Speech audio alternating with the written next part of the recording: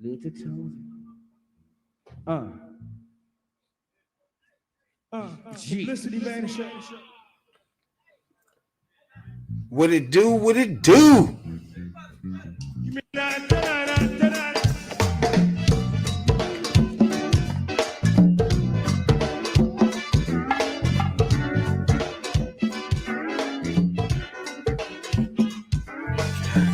Damn. I'll tell you, real. Nah, keep getting right in here. Jay, I know you don't know.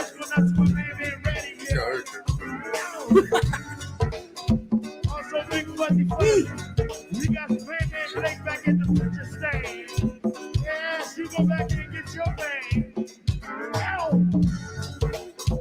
Also, sweet little Basha came on in. Man, Pooh. Shows the fuzzy come through, baby. Dynamite rock star. Yes, hello.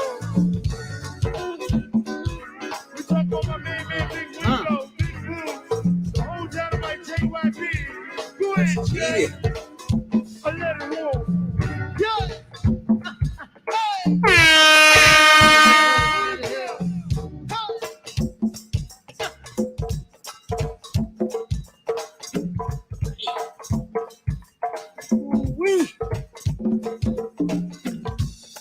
Southeast, Northeast DC, what it do?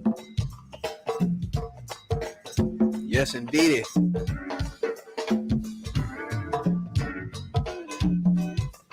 Yes, indeed. Appreciate everybody that downloads our podcast, coast to coast, worldwide. From Cincinnati to Australia, Canada, Pennsylvania. Appreciate everybody got us to 14,000 downplays on our podcast. We appreciate it a whole lot. Some underground shit. DC, Riverdale, Greenbelt, Landover, what it do?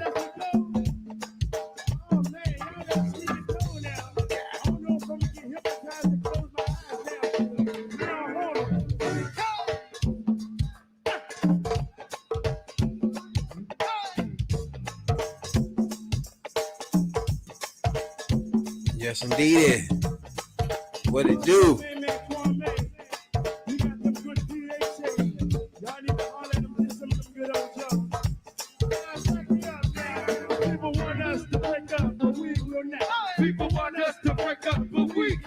Spotify, Google Podcasts, Apple Podcasts, wherever you get your podcasts at. Holler at your boys. People want us to break up. People want us to break up. But we cannot. People want us to break up. But we cannot. Go ahead, Jay. Let it roll. Tony and Steve. Tambourines, please. DC, what it do? Yes, indeed. Sulin, what it do? Waldorf. Yes, indeed.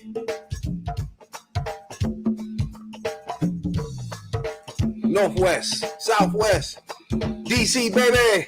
What it do? Yes, indeed.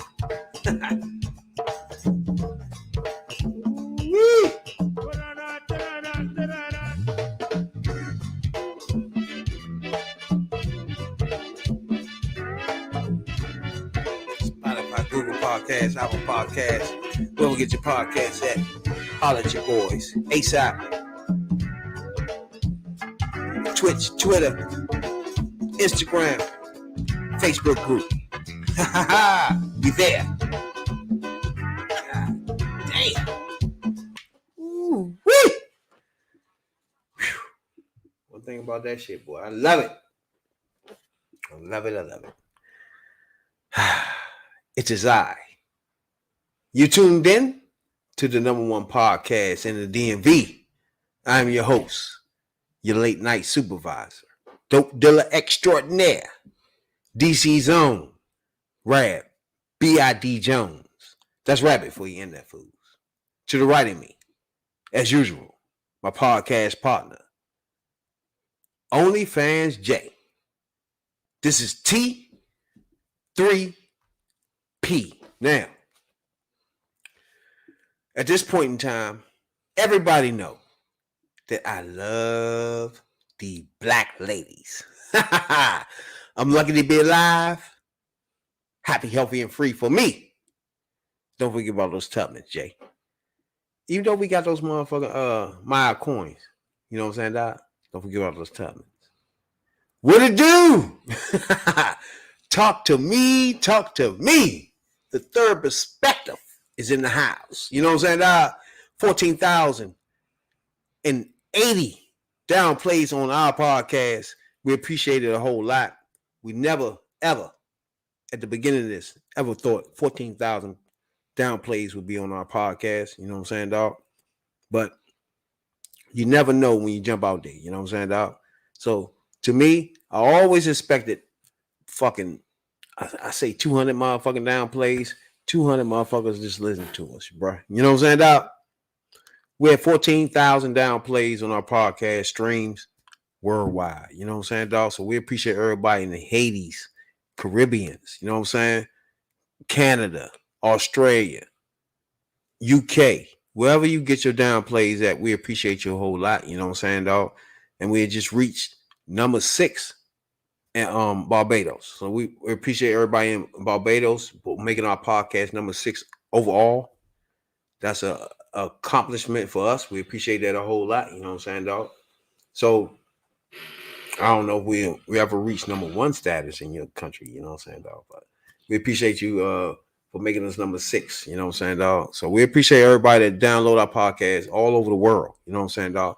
We just average Joes from the DC, DMV area. You know what I'm saying? Just giving our perspective on all topics. You know what I'm saying? Trending topics. And that's called the third perspective. You know what I'm saying, dog? What's going on, Jay?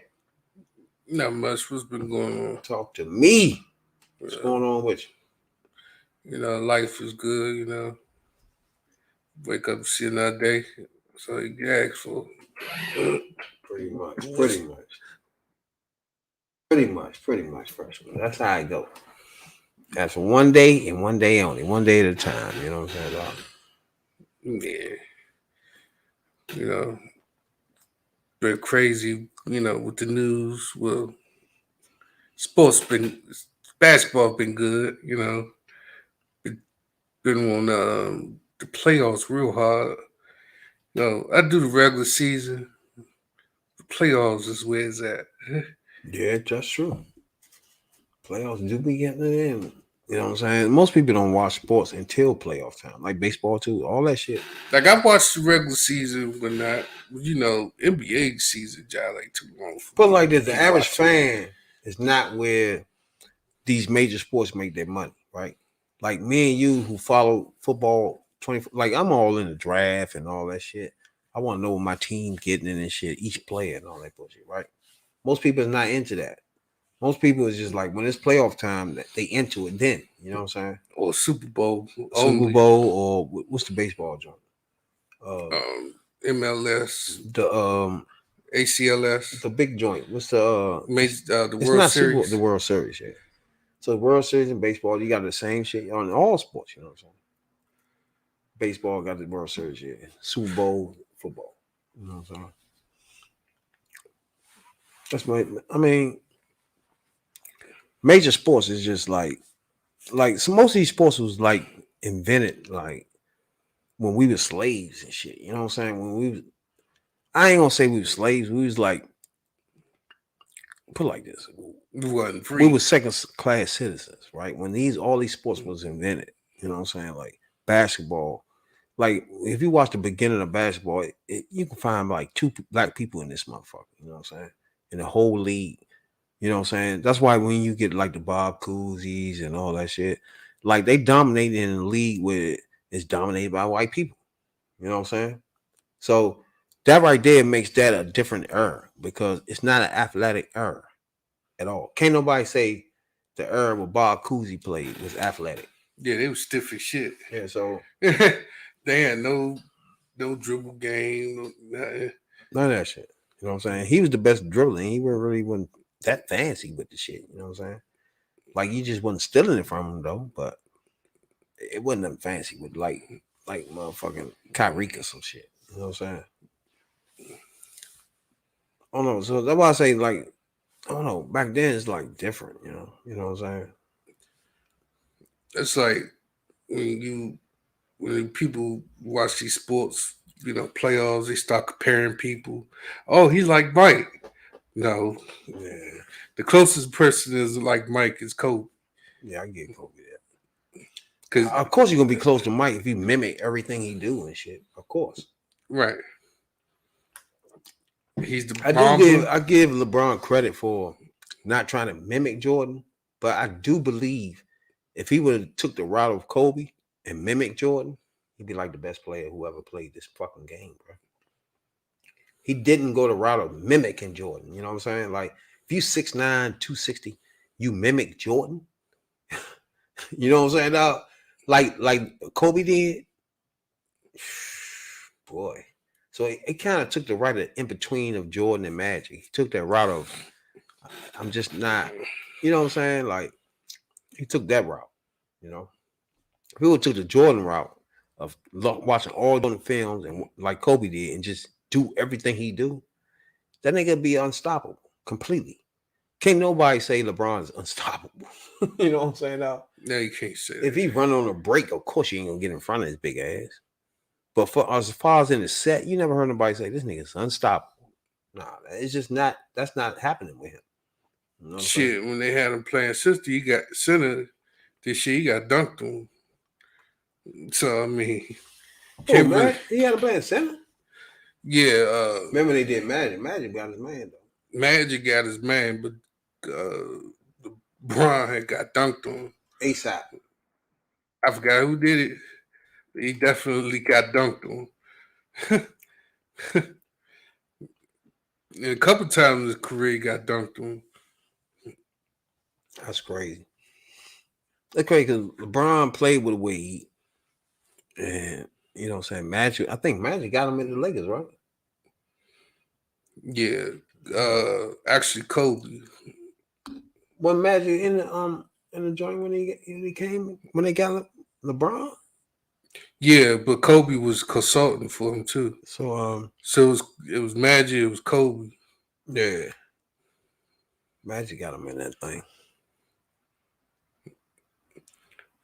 Kobe, of course. You gotta put your people in there. You gotta think like a Mamba or something. Out there, you gotta do something. You know, but you can't say. I can't say Kobe was unstoppable. Jordan was unstoppable. Shit, we want to go that route. Yeah, I think Jordan was unstoppable. Kareem was unstoppable. Magic was Shaq unstoppable. was unstoppable. It wasn't a whole lot of people just a complete. Wilt again, he playing the era with it. It's just He's the tallest motherfucker in the world. He was I don't like think you seven can, I don't feet. think you can really judge basketball until the ABA merged. I think you could start from there. Because then you got the influence of black basketball players. You feel me? The ABA was where black people played basketball at. That was there. I was our league. Dr. J. That's where everybody was at. So NBA pulled those players and made it merge. You know what I'm saying? Where Dr. J was in the NBA now. You know what I'm saying? Before that, it was just dominated by white people. And So before that, they wasn't really doing the ABA stats. Now they combining the stats. the NBA was dominated by white people for a while, Right. for a minute, until the ABA merged. That's when you got the influence. Up until then, you might have Bill Russell and 30 white guys running around him. You know what I'm saying? Wilt Chamberlain, 30 white guys around him. You know what I'm saying? It's like that was just like a like you just putting one person in it.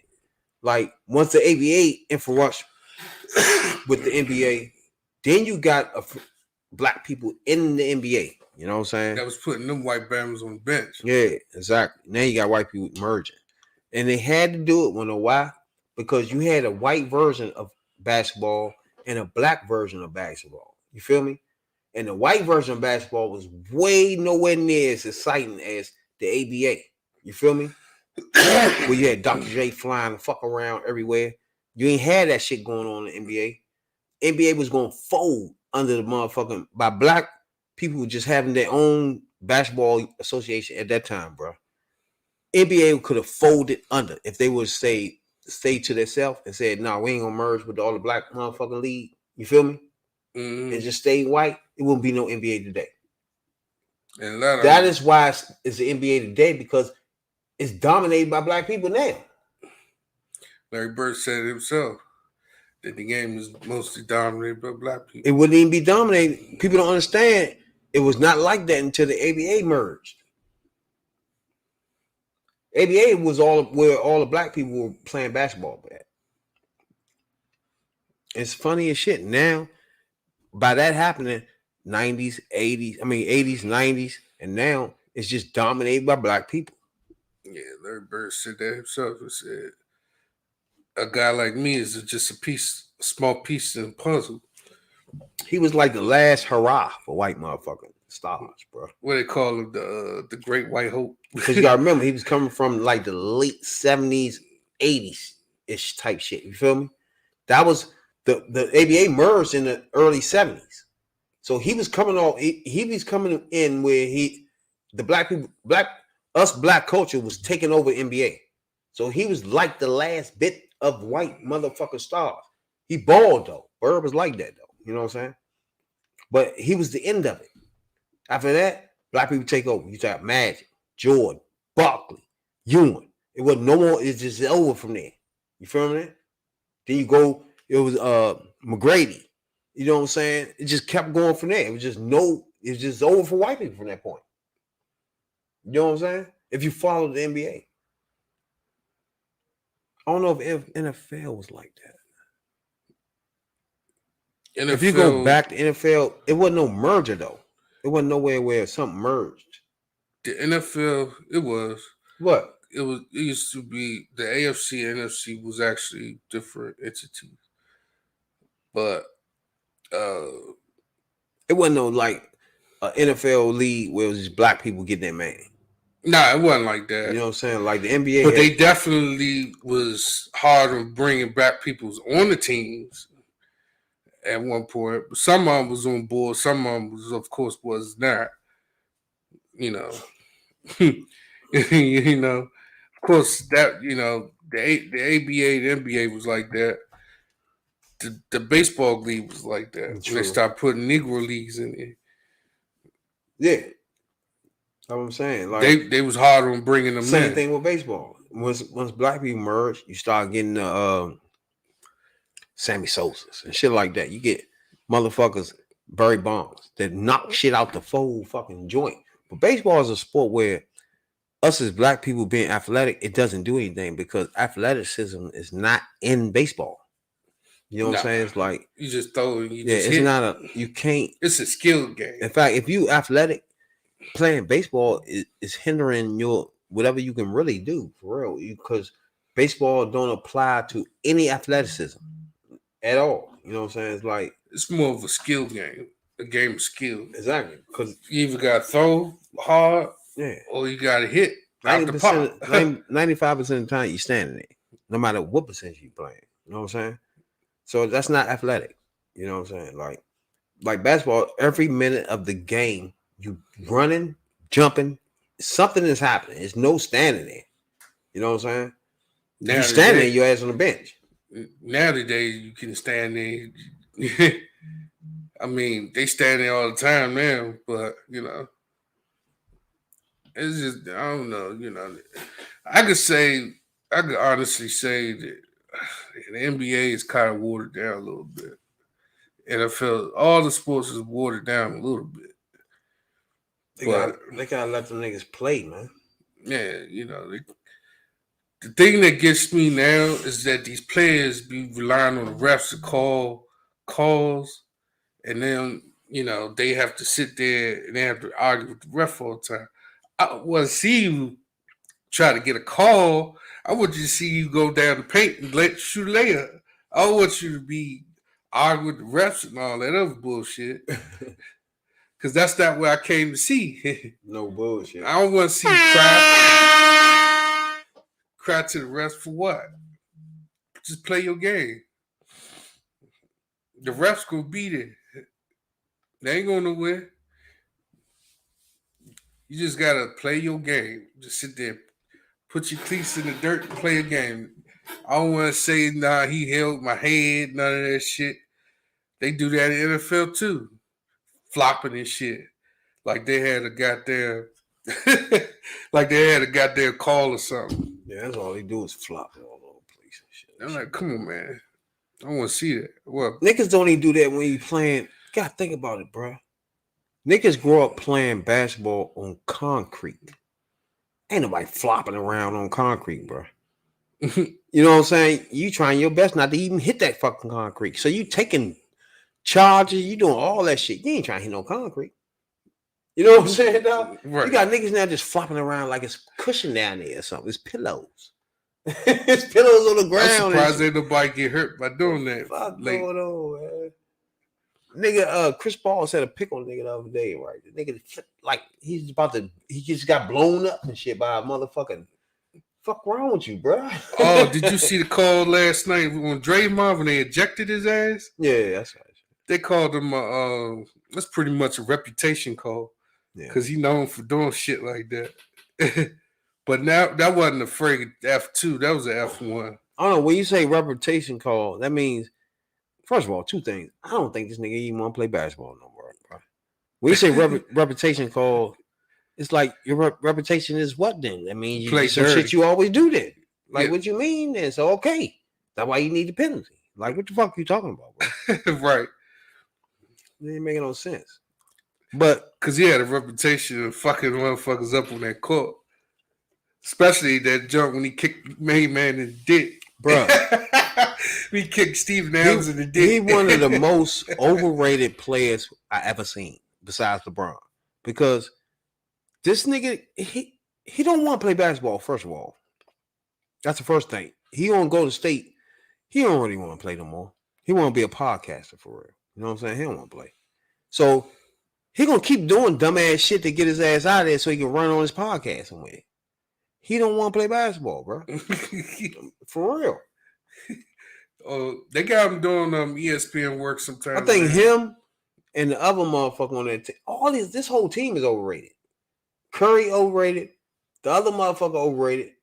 Klay Thompson way overrated. This motherfucker is completely overrated. You know what I'm saying? He just, come on, bro. You know what I'm saying? Then he got a nerve to talk about Barkley? Really? Really though? You heard the shit they going to about some motherfucking bus rider or some shit? Yeah. Now, do you understand what they talking about on that? You understand what's going on? I didn't understand what he was saying, but I heard about the bus rider shit. So in general, right? When Barkley say, all right, bro, you just a bus rider. You ain't really, because when he look at all these players today, I see what you're saying. He just on for the ride. He just play his part, sit back. Same thing he said about Durant. Because when you think about it, he right? said that when he went to go to state. When you think about it, all right, for example, they say Barkley ain't win no chip. Okay, cool. But when you look back on his career, he was the driver of the team. You feel me? He drove that bus. He wasn't just on the team. It was him. It was bus. It was win or bust. But if it just him. It's up or down on him. You win or lose on him. That means he was driving the bus, right? You got these players today like Durant, LeBron. When it's time for them to drive the bus, they leave the team. You feel me? Like LeBron is cool when you got a Wade there taking over the fucking team, right? Durant cool when you got Curry there running the team. You feel me? Once you leave, and then now it's just you. Now you the bus driver. None of these clowns succeed. None of them. You got Durant in this series this year cannot. He's the number one person, right? Cannot even get it past double teams. He's struggling for double teams. Really? Kobe and Jordan, never. You gonna double team them off the break, off the bus. They already know that. You think they still score 50? Hell yeah, they gonna Come still on, score bruh. 50. That's the problem. That's what Charles Barkley talking about, bro. Like, nigga, you can't keep running your mouth, and you can't go back on Charles Barkley shit when he was in 76 and say he wasn't driving this bus, bro. I We have talking to about, say, I have we to talking say about 30. Charles. I have to say Charles Barkley, Scottie Pippen, Jordan, uh, any player in the '90s, '80s worked hard on that bus. No. They was on that bus. They was driving this bus, It's two different things here. and they worked hard. For example, Bulls, Jordan was driving the bus. Everybody else was riding, right? If you go to motherfucking, But they worked hard it doesn't matter. while they on the bus. It's only a driver and everybody was riding. So therefore, when you say Jordan, he was driving. Everybody else was riding on the bus. That's what that's what Charles Barkley talking about, right? So when it's your turn to drive the bus, now what happens? That's what he's talking about.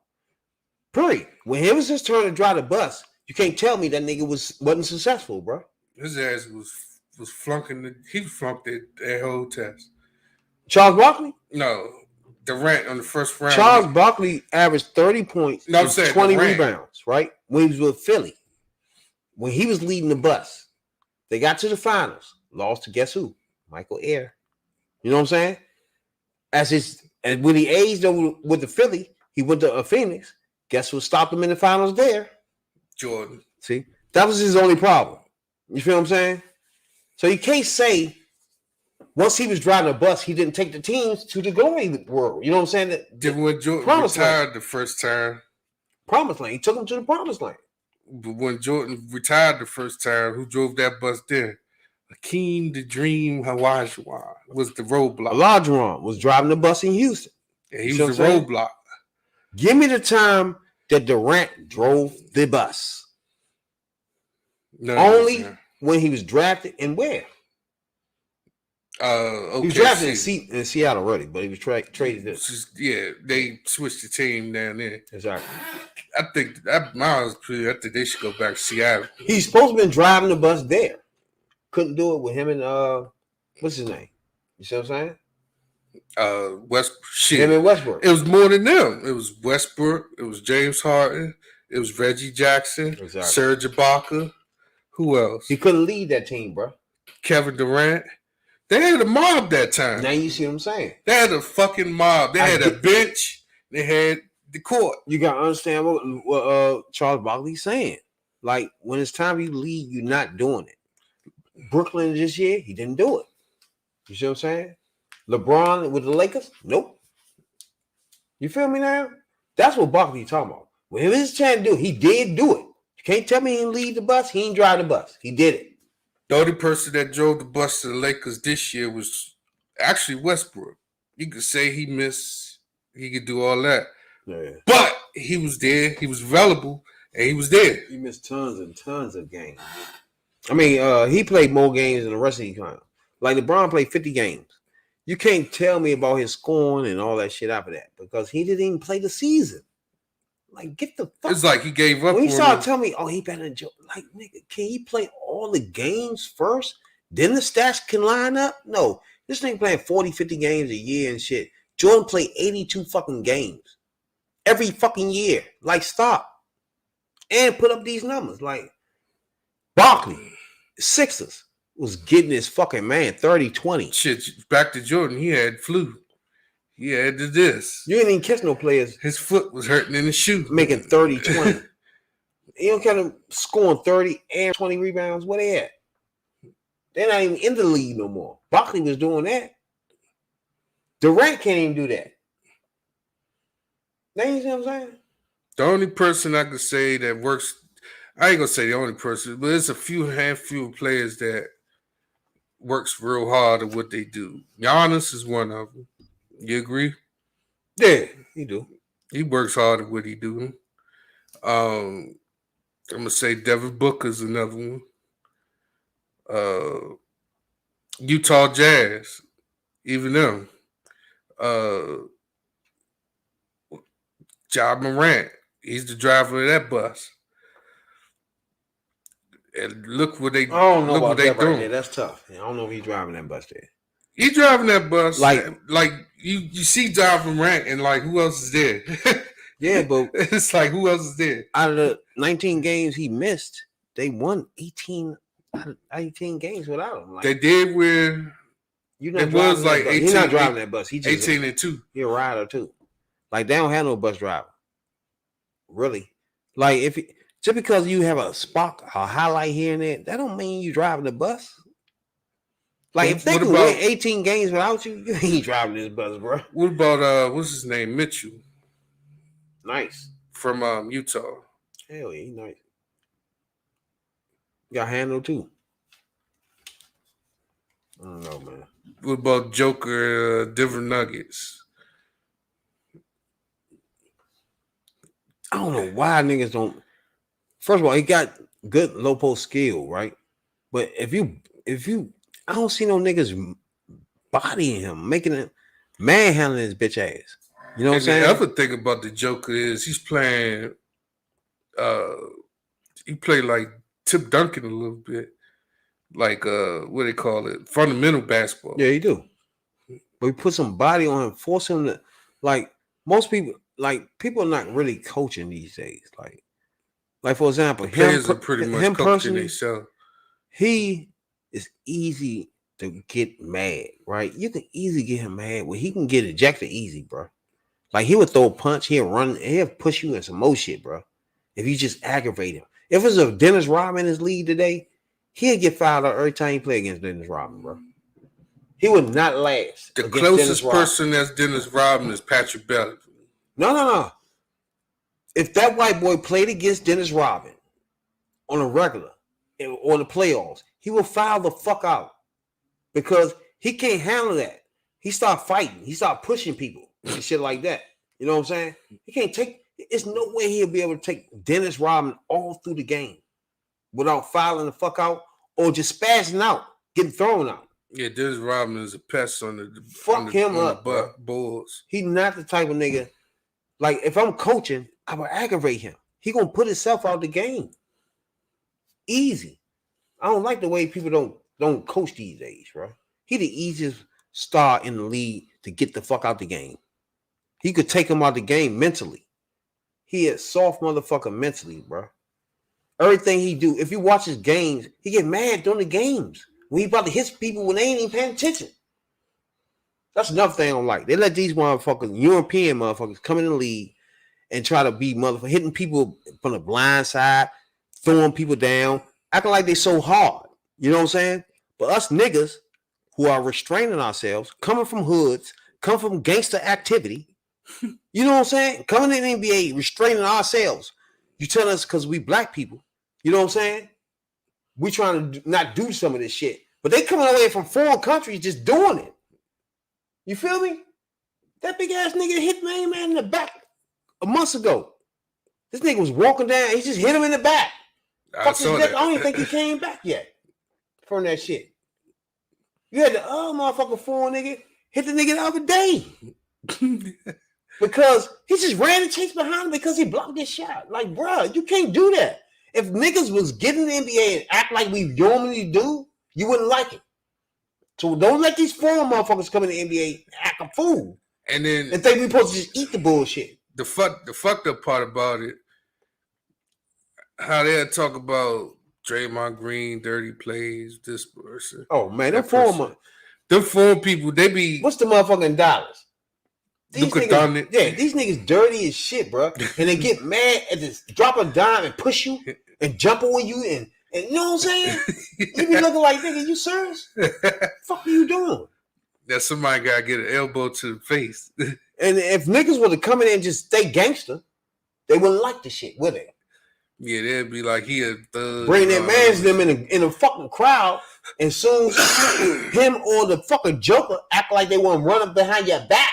You know what I'm saying? When you ain't looking, torpedo his ass. Remember they don't want you to do that. Remember a couple years ago they kept talking about that when Chris Paul was at the Clippers. He went through a secret tunnel, went on the other locker room to fight the motherfuckers. Oh yeah. That's crazy as shit too. It was the players on the Pelicans too. Shit, wow. Now, like I said, over the last few years, man, a lot of wild shit be happening, bro. You know what I'm saying? So, like a month ago, like everybody don't know and listen to this podcast, right? Know that I own a barber shop and I'm a barber, right? So, so the last few years been funny. Few people I'll be cutting, like a lot, like for example, little boy I've been cutting, man. I don't know since he was 7. Think he like 11. Was in a car accident with him and his father, and both passed away. It was a month ago, right? That's why I say it always bring things to perspective in life. You know what I'm saying? Like you can see somebody 1 minute, then the next minute, everything's just gone from there. You know what I'm saying? So I had just cut his head, bro.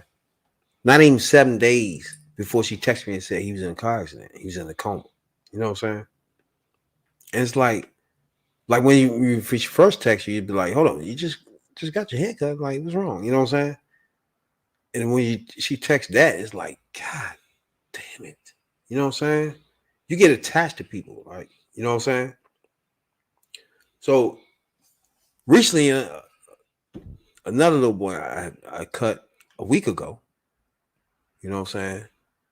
And his mother had posted that he missing, you know what I'm saying? I swear to God, I hope she can find him where he's not hurt or anything, you know what I'm saying? The lower police has put up his joint. He missing, you know what I'm saying? If anybody ever seen him, anything, he 13 years old, you know what I'm saying? He about 6 feet tall, male, brown eyes, you know what I'm saying? So I'm hoping if anybody's seen him, contact police, you know what I'm saying? You know, you know. So or contact his mother or anything.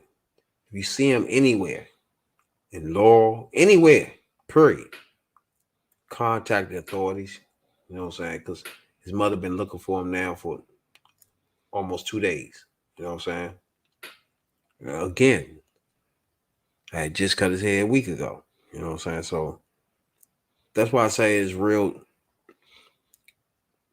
I don't know. Sometimes when you talk about life, it's just crazy as fuck. You know what I'm saying? When you get in contact with a lot of people, when things start happening to them, you feel attached to that. You know what I'm saying? So my heart goes out to the family. I hope and swear and pray to God that he just come home, you know what I'm saying, with no problems. You know what I'm saying? Literally. So if anybody if it seen him or came in contact with him anywhere, he's 13 years old, resides in the 6900 block of Scotts Drive. He was last seen in 7800 block of Sandy Spring Road around 1 p.m. That was May 1st. So contact detectives or whoever in law if you've seen them anywhere in the malls. If you've seen them anywhere, contact authorities. We will appreciate that a whole lot. You know what I'm saying? For sure.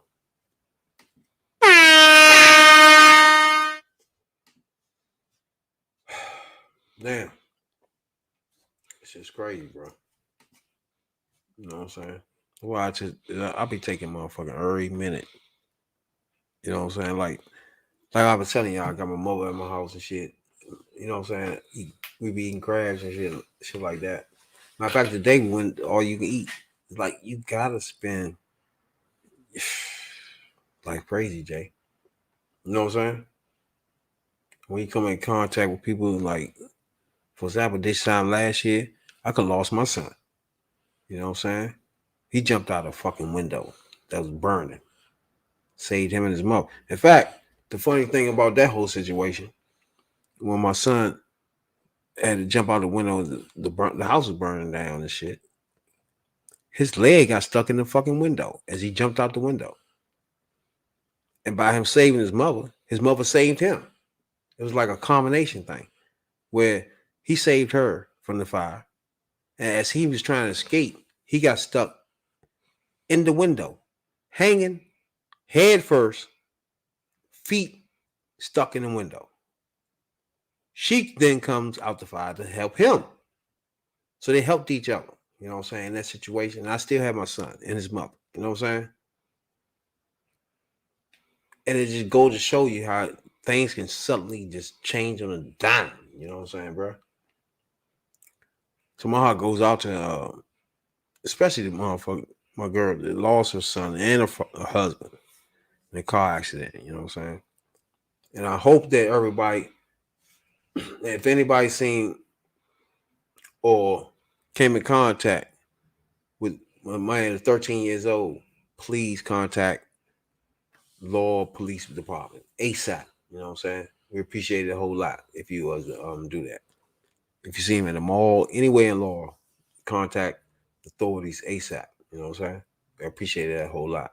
You know, but Jay, you know what I'm saying? It's just I don't know. It's just tough, bro. You know, it's just tough. I don't know. Well, that's why you got to spend check on your folks and make sure that they're okay, and you know, spend time as much as you can with them because they ain't, here today, gone tomorrow's a motherfucker. That's true, man. That's true. That's why I feel like I'm so lucky to even still have my mother here to even talk to. You know what I'm saying? So I just feel blessed that I'm first of all, I'm alive.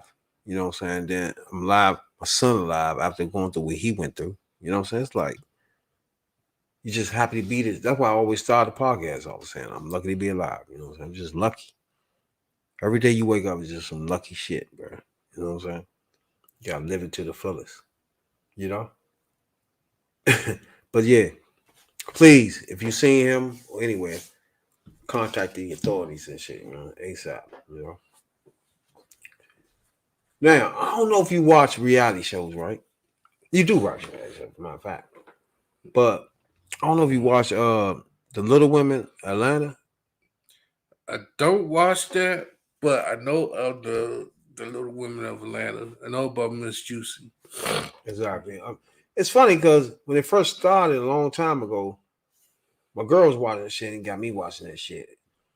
Because not the fact that they was little, yeah, yeah, part of it was because they was little, right?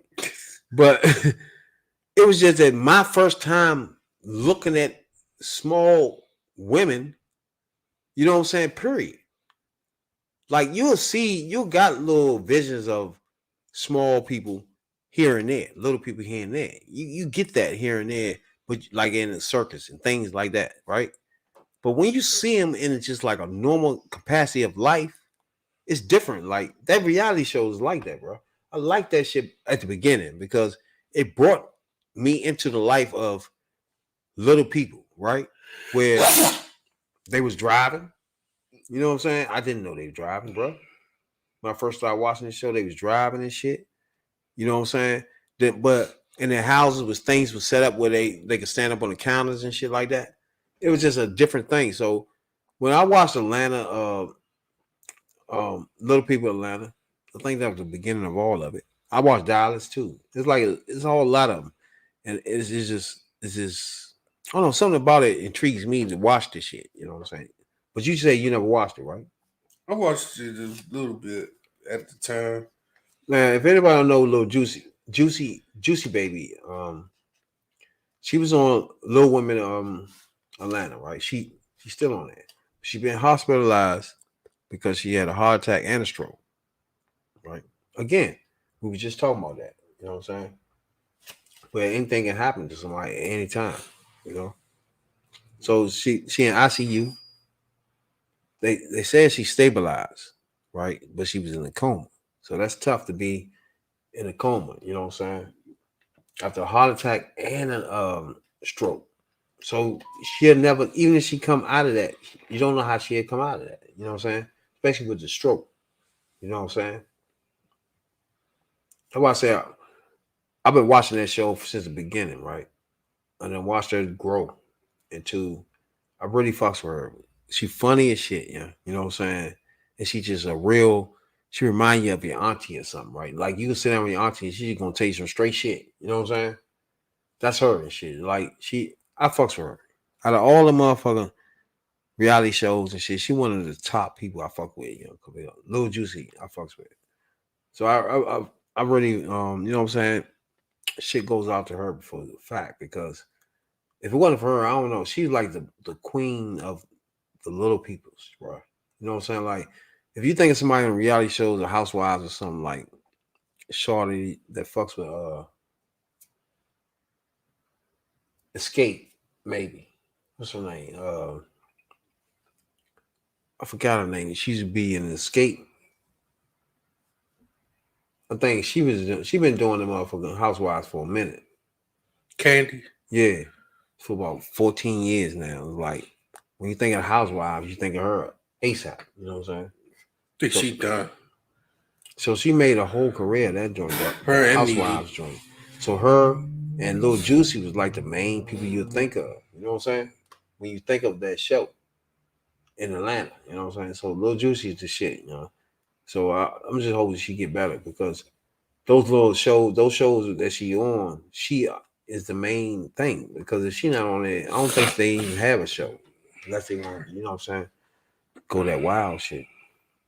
But I fucks with her. She was like a manager in Atlanta and shit. She was getting people on and shit. So I don't know. I just fucked with her with her personality. She was funny as shit on that joint.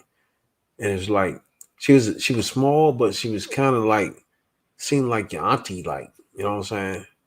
Even though she was short, you know, didn't seem like a midget. But like, Right. you know what I'm saying? Like there's a lot of girls on that joint that play on these shows that the little people shows that taller than what you think. You know what I'm saying? But you can see how they little people though. You feel me? Mm-hmm. You can get it, but I like those shows, yeah. You know what I'm saying? I fuck with them joints. There's a whole bunch of them. They got shit on Dallas, little people Dallas or some shit. Little people Atlanta and shit on that joint. I fuck with them joints though. I think it's another joint too. Little people, some other shit. But that's fucked up with. You know what I'm saying? Another thing, a lot of shit will stress you out too, bro. You can't let shit stress you out in this life. This one life you get too. Like people let jobs stress them out. I understand some of that shit you can't help. Some jobs stress you out, but you gotta find a way to not let it. You know what I'm saying? To combat that shit because all jobs will stress you out because they don't give a fuck about you, right? Even So this shit, even if you the shit that goes on at home, true, same thing. You can't bring that to your job. You can't bring a job at home. You know, you'll be fucked up. You know, you already got the lady, you got the babies. You try to figure some shit out at home. You gotta figure that shit out at work too. true. That's true, man. Especially at work, man. Cause I worked at Smithfield Packing and like I worked there for 13 and a half years, 14 years. And 7 of those years was the most stressful time of my life. I can't say it's the stressfulest top notch because selling dope was real stressful too. It's like feds is like that's real stressful. You know what I'm saying? Like, but once you get a job, you don't expect to get stressed out. You know what I'm saying? But that happened for 7 of the 13 years I was there and shit. Like you work in a stressful job where there's a lot going on. Like everybody don't have management trying to fire them. I get that, but the job itself was still stressful, even without management trying to fire you. Like it was paperwork, you can't you had nothing fucked up on it. You know what I'm saying? Like People in your ear. yeah, Well, fucking big people in your ear. And, it was a stressful joint. could Period. drop nothing because they'll write you up. Exactly. Could do certain shit, they'll write you up.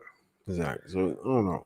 You gotta look at life, and you gotta not let things stress you and shit. But most jobs will do that though, yeah.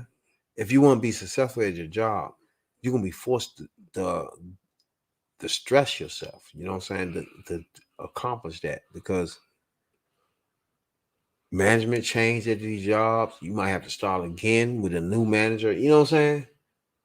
New supervisor. You gotta let him know how hard you work. You know what I'm saying? Like it's like an ongoing cycle with you. You know what I'm saying? Trying to prove yourself. You know, like when I was working at Smithfield, it was like the management changed. So If you working hard and this motherfucking supervisor or manager to recognize that nigga, I'm about to make you I need to get you a raise. I need to upgrade you or something, man, because you like that. All this time been with you, X, Y, and Z. You feel me? He get fired tomorrow. A new motherfucker come in. Guess what? He don't know nothing about that shit.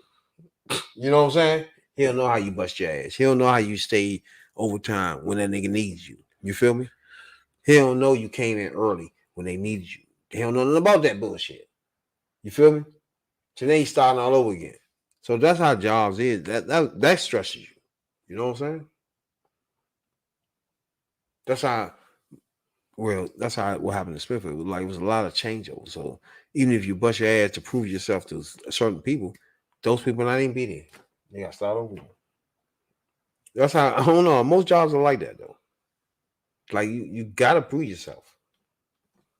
And then once you do that, first of all, you gotta prove yourself to be reliable, like you there all the time. And once you there, you doing whatever the job is the best. You know what I'm saying? That's the key thing when you're working at jobs and shit. Me personally, I'm a warehouse dude, man. Be honest with you. I've been cutting hair now for 6 years. I left the warehouse 6 years ago because the joint closed down. You know what I'm saying? If it didn't close down, I don't even think I'd still be trying to be working in that motherfucker. To be honest with you. I'd probably be in Virginia or some bullshit, falling around Smithfield warehouses and shit. You know what I'm saying? But the last 6 years, I done changed everything where I'm not really thinking about. I'm not stressed. It's the funniest thing, bro. It's like I'm not stressed no more. Like it's just no stressfulness at all, bro. For the last 6 years, I left that job. I haven't been stressed since I left.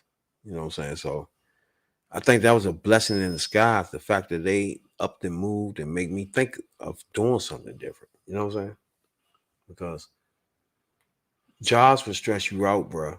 Especially if you're trying to make money. And to make money, you gotta upgrade at all jobs. One thing I learned, like I didn't want to be no supervisor, didn't want to be a manager. But I noticed that if you don't do none of those things, you can be stuck at the same pay, right? That was the only way you get more pay if you step up some kind of way. You know what I'm saying? So I don't know. Most jobs are like that though. But you just gotta step up in some kind of way to make money. And that's stressful. The more you step up. You know what I'm saying? You feel supervised. It's stressful as fuck now. All this paperwork, all over the fucking place. You know what I'm saying? If you're a manager, it's even more stressful because you can be fired tomorrow. You be looking for some other shit. You know what I'm saying? It's not stable to be managing it. You know what I'm saying? It's like to make money, you got to move up to uncharted waters and unstable waters. You know what I'm saying? And Smithfield, you was one of those managers in there, and you fuck something up, your ass is out of there. ASAP. Quit. ASAP. And they could blame it on the worker if they want to. Your signature on it too. Because there used to be supervisor, managing signature, and a processor signature. Yeah. And you fucking some if something get fucked up, that's your ass. Remember the times when we came in that junk and them hands was yellow as shit? That's what I'm saying. Like they put some extra brine, what was that? Some extra pickle in that shit. That shit came out dark yellow. the higher you get, try to make money, it gets stressful. Any job, it's stressful moving up. First of all, you know what I'm saying. And then once you get there, you got to maintain there because you can't be fucking up at all. Because they ain't got no problem to take your ass up out of here. That's what I say. I don't know. Like living that life in that joint under those conditions in the few years prior to that, when I was just selling dope, that's a long time to be stressed. And for me to accidentally now not be stressed for the last 5 years by accident, it's crazy as fuck. Like, not even stressing nothing though, bro. Like things happen you gotta react to, but as far as the overall everyday stressing, that don't happen no more. Shit. That was happening a lot. I know people out there that work at jobs and shit and just stressing and shit. Cause of just getting there, being there. You can't take breaks and all that wild shit be going on. It's like it's stressful, bro. You know what I'm saying? And if you can't take no break, then your ass need a union. You definitely need unions in this bitch. You know what I'm saying? For sure. If you get that point, you need a union. Now, I heard motherfucker, what's her name? Motherfucker won the Kim Kardashian won the what's her name, right? Yeah, she won a case. I think it was Defamation. defamation, yeah. I think that's her and what's my girl name? Black China. Like China mother, Tokyo Tone. Tokyo Tony and shit. So they in some motherfucking defamation, like, of course. What they want to say, I think they saying Kim and them was definitely they were trying to sue them.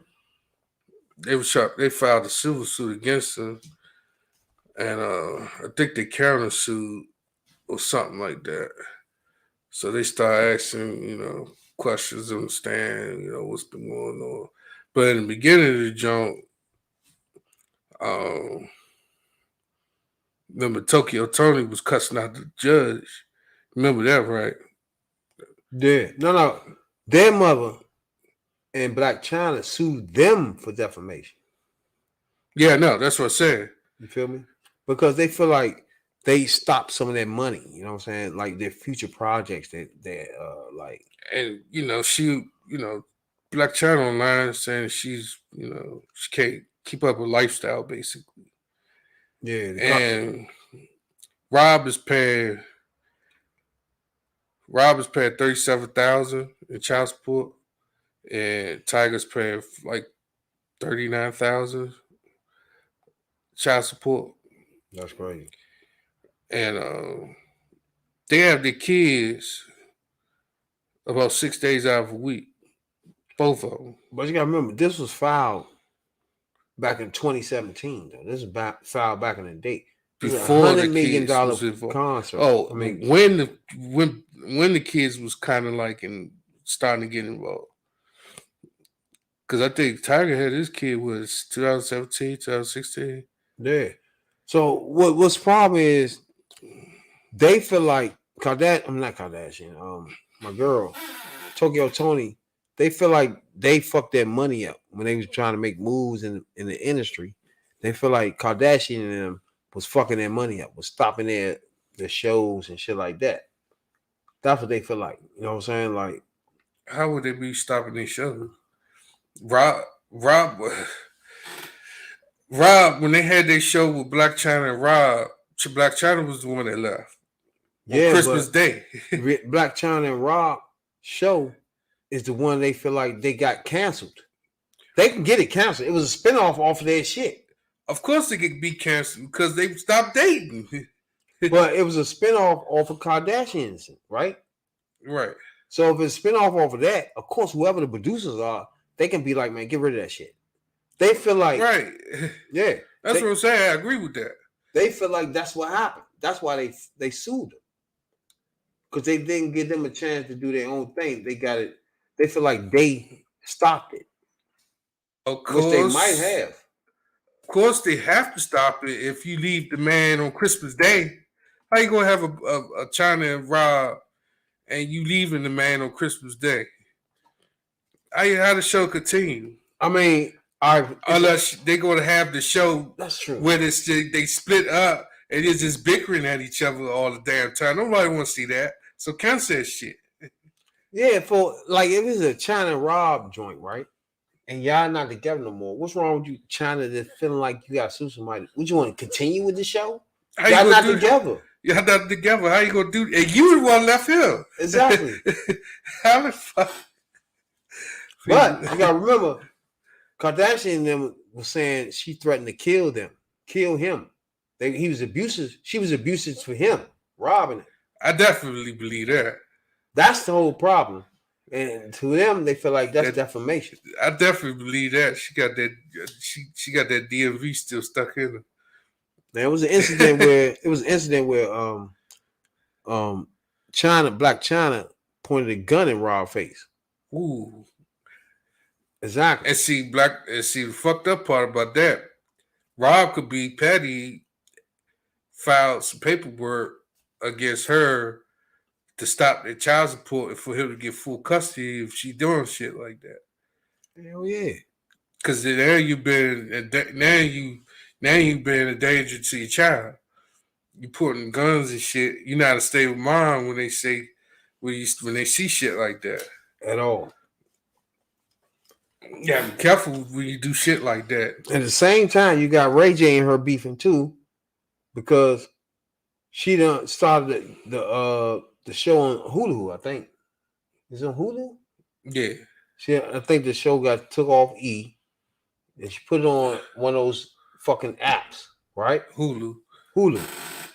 Now, beginning of the show on Hulu, whatever fuck, they got a joint where birthday party boy comes in there with a suitcase and says, "Hey, this is all the Ray J tapes," right?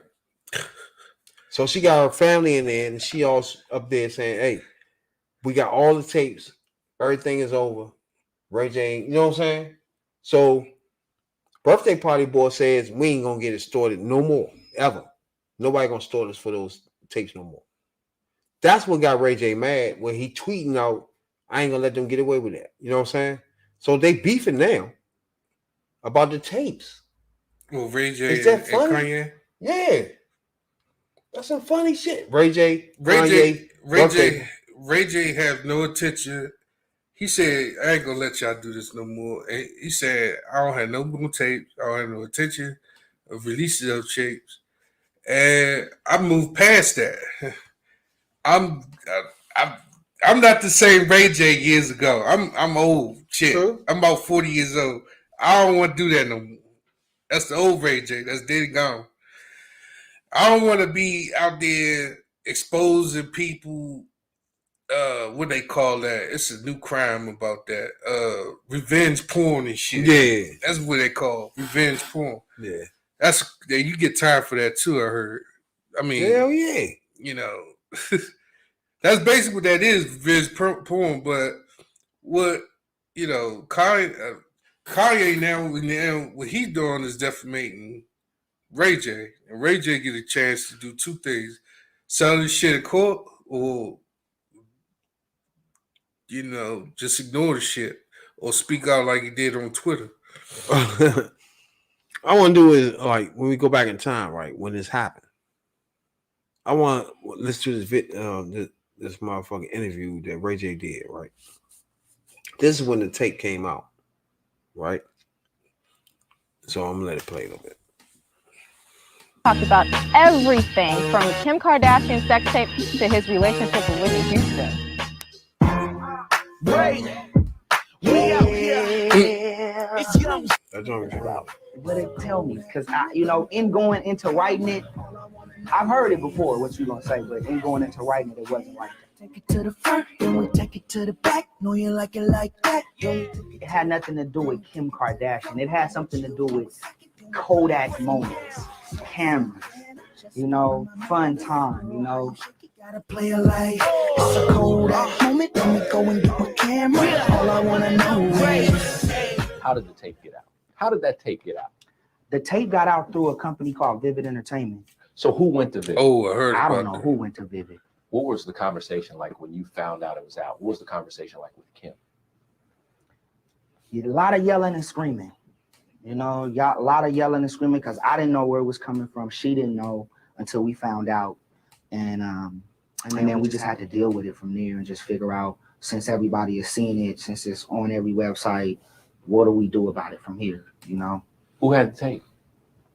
I didn't have the tape. My deal. Wait a minute. So you shot it. And I what shot happened? the tape, and she kept the tape. So she said that the tape got lost. I guess when she was moving or whatever she said. I don't know, but I didn't have control of the tape, and I definitely didn't have it in my possession. Do you believe her? I believe her. Yeah, I believe her. But I mean, in this business, it's hard to trust anybody. But I believe her. And I had trust in her. She had trust in me, and she's a good person. So. what do we do now? Forget how, because it's already out. What's up? What do we do? That way, as you see her, Bitch, please. all this other stuff. Do you kind of how does that make you feel? See all that. I pat myself. I believe it. No, come I really like to joke around a little bit because I mean we having fun. You only live once. But I feel good. I smile. I look and go. Congratulations. I'm proud of you. This is what you wanted, and I'm really proud of you. Are you really sad at the end of the day that it got out? Well, I got over it. Again, at first I was sad that the tape was out. Of course, I was scared of the repercussions that it would cause. But time heals everything. I learned a lot. I grew from that. I know what to do now as far as just being responsible, just in my own private world. And now I just gotta learn, grow as a man, put it behind me, and keep on pushing. When I was shooting the tape, that was my goal. Watching it back was to make sure I was doing my thing.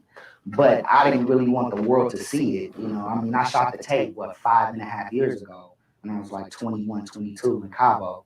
So that wasn't my goal. But when it did leak out and the response that I did get from it, it was kind of easier to get over it. You know what I mean? You've gotten offers, haven't you, to continue that kind of career? Yeah, I've gotten several offers from several different companies to direct X-rated movies, to be the face of, just the X-rated world. And I turned everything down. Every deal I turned down, not only just for my career and just for the longevity that I see myself in music and in acting. I just, I have my family to consider, my little niece, my sister, everybody around me. So I felt like in making this decision, God blessed me with this song, Sexy Can I, with this new album, with this new deal. So I feel like I made the right decision. That's what's up. What do you think what you just said? That was a grown up. That was one of the most grown up things he ever said. And that was a long time ago. That was a long time ago. He wasn't selfish in the fact that, like Mimi Nico, or how that tape went out. Yeah. Was that the first night in Paris Hilton joint? These are little sex tapes that be coming out. There's a few things he said, and it was like, first of all, he said he never had control of the tape. She always had it, right? So she wanted that shit to be out. No, my thing is like two questions, right? If Birthday Party Boys want to say he been extorted, he'll never be extorted again, right? Who is extorting you? What are you talking about? Who? Right? Well, the thing about Kanye, to me, Kanye talk in circles anyway. I don't know what his conversations be. Some things he saying make sense, but other things it's like, what are you saying? But who is extorting? He said he'd never be extorted for these tapes again. Who was doing that? For somebody to extort you, they had to have possession of it, right? Yeah. So who are you talking about when you say that, right? Second, if Ray J say back then when he was 24 years old, say she has all possessions of the tapes, that means when she do this show on Hulu, whatever the fuck that is, that shit staged, bro. Cause she always had it. Oh yeah, I mean, now you get what's going on here. She always had these tapes herself. It got out. She put the shit out some kind of way. That's what I'm saying. She put the shit out, right? On top of that, she still has the tapes where she doing some fake shit with Birthday Party Boy and acting like he bringing her the tapes from Ray J. Now you get it? That was a show the other day. You should see it. You got Birthday Party Boy coming in with a suitcase. It's her whole family in there. And she said, I got something to tell y'all. He comes in with a suitcase. She sits it down. She said, look, I'm about to open this up. When I open it up, she opened it up. It's all the tapes. This is all the tapes that me and Ray J had. That was her episode, the first episode on what the fuck? On Hulu, whatever the fuck. The Kardashians. Right? So Ray J tweets out, that's bullshit. That never happened, right? mm-hmm. And we rewind what we just heard. This was way back when it first happened. I think it was 3 years after it happened, right? He said it was 5 years after it happened. Somebody leaked the joint. He recorded 5 years. Somebody leaked it that year, right? So it was 5 years old that day it was leaked, right? In the interview. He also said she had control of all that. She took it. So for the last 20 years, she had control of the tapes, all those tapes, bro. So when you had to see that scene on Kim Kardashian and them, that's a made up scene, bro. I already know that. So it's obvious what he's saying is when he tweeted it out, like, bro, they bullshitting. It's made up because she always had the tapes, right? So they making a scene in the show, make it seem like Ray J just met birthday party boy somewhere and gave him this shit. Oh yeah, Kanye just met Ray J at the somewhere. And he got these tapes from him. What? And then now,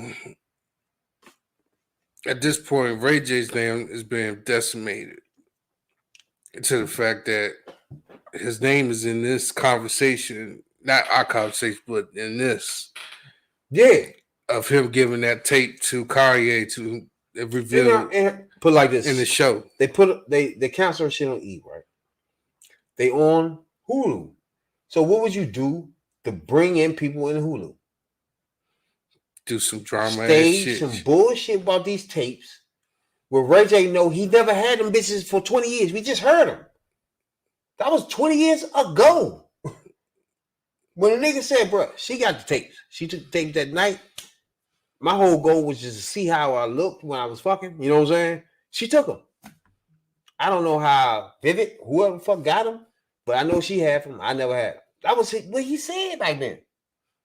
So how can you do on Hulu, then you've been on E all these years and never pull these tapes out?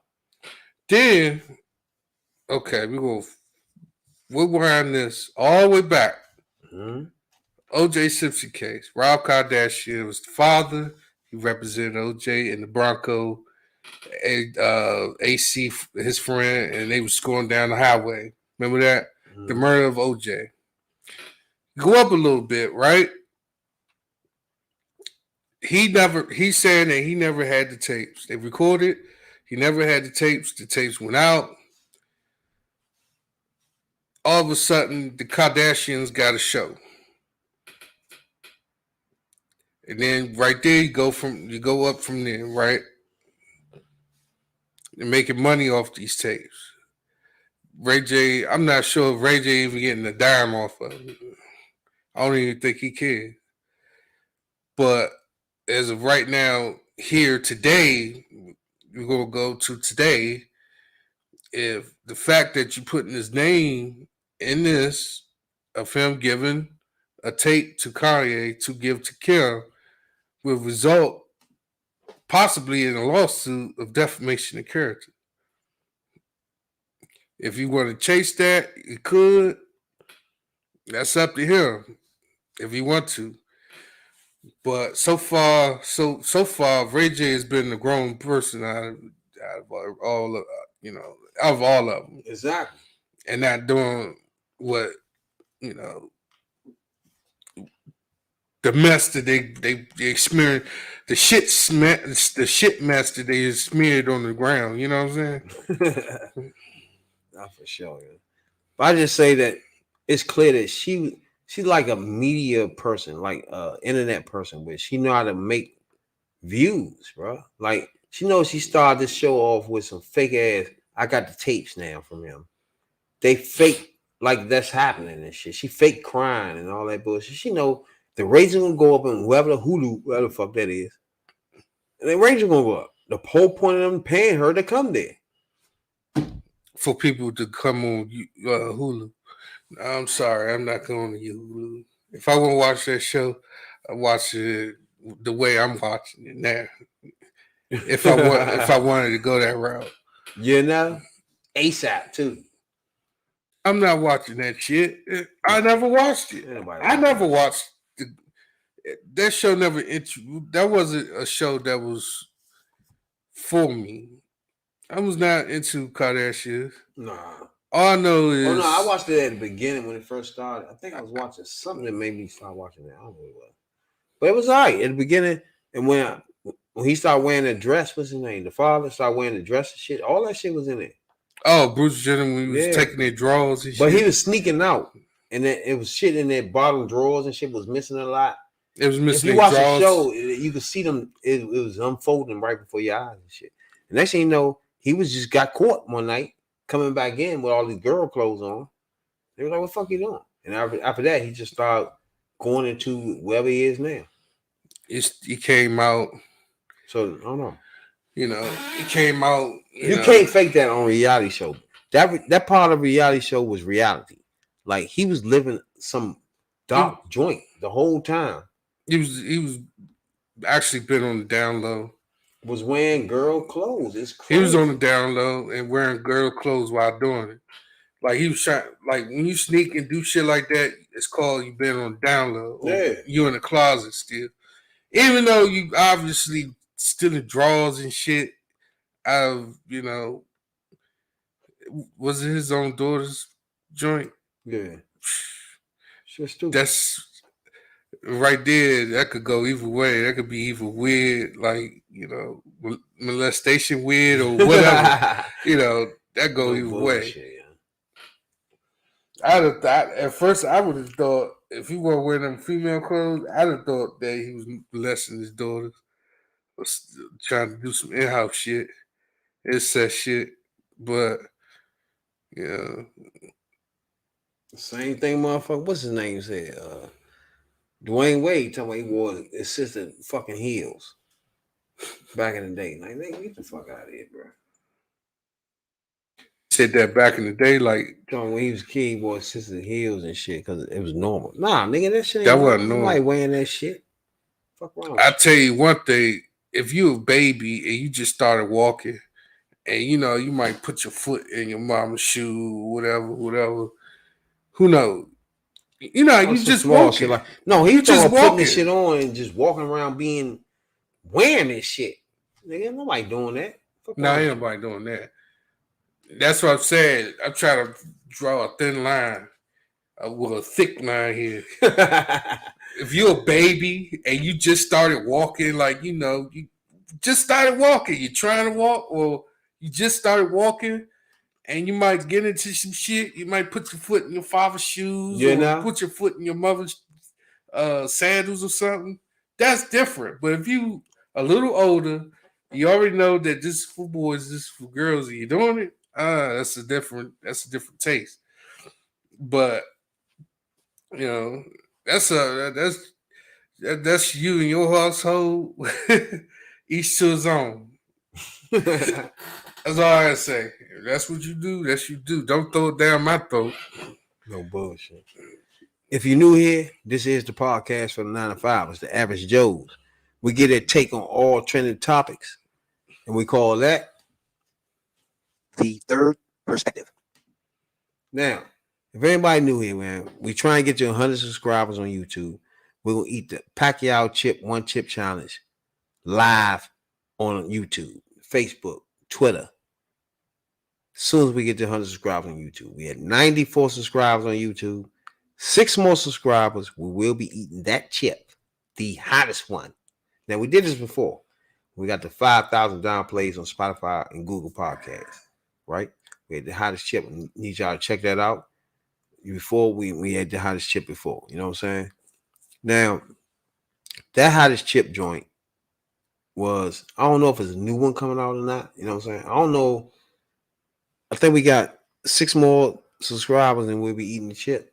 I don't know if it's a new one or not, but either way, they all hot, fucking hot. You know what I'm saying?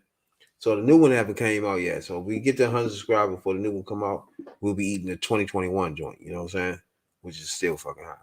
So either way, once we get to 100 subscribers on YouTube, we appreciate everybody subscribe to us. We had 94 subscribers right now. If we can get to 100, we will eat the hottest chip in the world. You know what I'm saying, Doc?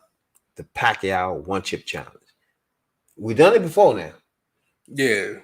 Jay, we did that before. We did it before. And I'm a veteran, so I can do it again. You know? Knock that thing out the Tizak. ASAP. Fuck around with y'all. Yeah. But that will be something we'll be doing soon now because there's 6 more left. So if there's 6 people out there watching right now and haven't subscribed to our YouTube channel, you will be forcing us to eat the hottest chip if you subscribe right now. You know that? You be pushing the envelope. You pushing it, pressing the envelope. You know what I'm saying? ASAP. Then we was talking about Wade and his fucking chain of clothes and all that shit, his son and all that shit. It's funny that Magic Johnson's son has been doing that for years now. You know that? Yeah, but see, the difference is you don't hear Magic talking about it all the time. That's one. Number 2, you don't even hear his son even try to slam it down your throat with pictures and shit. That I can give that to him. Versus the way Wade Gabriel and his son. I don't know what's going on there. They're just trying their best to make them comfortable. We get it. But when you get to the point where you just everything is just over the top when the average person see it, it's like, come on, bro. I don't know. When you start trying to defend it by saying, "Oh, I wore my sister's shoes," like, what are you talking about? Now I'm looking at you like, you crazy. That ain't making any more sense, bro. Let him do him and don't justify that shit, bro. Yeah, that's what I'm saying. Let him be him. You ain't gotta explain nothing. But I did get him when Dwayne Wade was like when he was born. I mean, the whole time he was growing up, he was trying to put a football in his hand. You know what I'm saying? He was trying to make him play baseball, but his son didn't want to do it. I understand what he's saying. It was like you had to come to, like, most dudes don't come to realization that their son gay as fuck, right? So they keep trying to force him to play football, box, all this other shit. You know what I'm saying? Like, when the little motherfucker don't want to do all that. And then when they got the high feminine one that wanted to change into a girl completely, they really don't want to play no fucking football. It's like, why you keep trying to make me play football, Dad? You know what I'm saying? I don't like it. In fact, give me that skirt over there. I want to put the stockings on. Hey, is Mama heels over there? Let me see those. Can I play in those heels? Like, no, nigga, you need clicks. You need cleats, motherfucker. Fuck around with cleats. What you trying with the mother heels for? Cleats. It's football. Fuck around with you. Unless you come to DC and join the high heel walk that he'll be having every year. That shit's stupid, bro. They got the Gay Pride Month next month. True. But Magic done got away with this shit. He almost 20 years. He don't talk about his son or nothing. He don't even bring it up. That's what I'm talking about. That's the difference between him and Wade. Let me ask you. We understand, you know, which one is better? Where Magic don't discuss it at all, don't bring it up to me, don't talk to me about that. Well, you have another nigga that's so far into this shit, we starting to think he one of them. You know what I'm saying? It's like, which one of these ways will you go though? And the fact that they keep doing this stuff and it's kind of pushing the envelope, and going over the top. Like, it's okay, you can talk about it, speak on it, say it's okay, but for you to stab the knife and just keep stabbing it while it's dead, that's an overkill. It doesn't do anything. It doesn't do anything too much.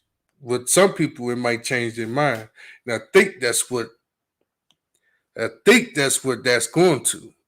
But versus him and versus Magic, where he don't really speak on it, he just say, "Yeah, I just love my son, daughter, the way, you know, he was good, you know, whatever." He accepted. I mean, you got no choice but to accept it. True. But that's an overkill when you keep. You do don't have no other choice though, but yeah. if you do an overkill on it, I mean, what's the point? I know motherfuckers just be so crushed that you know what I'm saying? That's your son. It's like you want him to be doing all types of. You got so much shit on your mind for him to do, and for him to reject all that shit and be like, no, where mama at? You know what I'm saying? Where the makeup at? It's just throw you off. Like, you know what I'm saying? Come on, let's go his beauty supply Yeah, store. want to keep going with mama to the hairdresser and shit. And he keeps saying, nigga, we going to see the game. You don't want to see that. Nah, I want to see that. Let's go to the mall, the gala. Don't want to see that shit. I want to see some models. You know? Nigga said some models. ASAP. Not female models, but male models. You ain't heard DC Young Fly talking some motherfucking what's this nigga need to say? He said Chris Tucker told him that if he played him his son, he'll be in the movie. I don't know. He'll do the movie, yeah. I don't think I believe that. That sounds so stupid. I don't believe that. It's nobody producing or writing that script yet. Why would he say, if you be my son, I'll do it? He's probably saying that some joking shit. Why would he take it serious though? He should take that serious. I don't even tell. I ain't even fuck with. I ain't even watch High 2. The movie where he was in. I ain't even watched that. It wasn't better. The first one at all. The first one was like that. It wasn't better than the first one.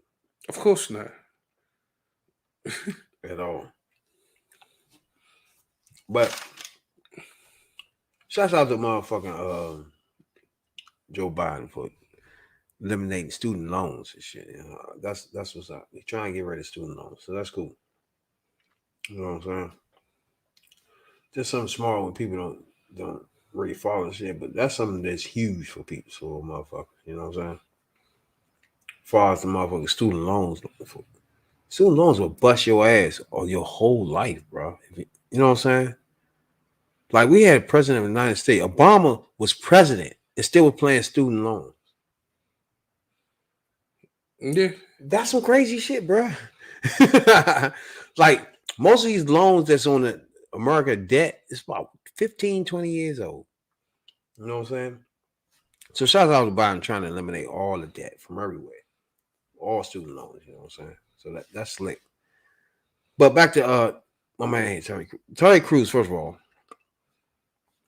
The nigga had some motherfucking tweet, right? You seen his tweet? Nah, I ain't see. I heard about it. Well, he was talking about motherfucking it's kind of, to me, it was more of the black person that's misled. It was those tweets and shit. You know what I'm saying? Like, well, motherfucker be like, well, you could tell they ain't done no research. They just talking some dumbass shit. You know what I'm saying? And then he started talking about, so, if you a black person don't support me, you're a supremacist. Like, he was trying to make us out to be black supremacists, the same as white supremacists and shit. Dumbass nigga. Of course, you got people that listen to that. Exactly. Which is the same people that say vote for Trump when he black. Now, there's a few things about Terry.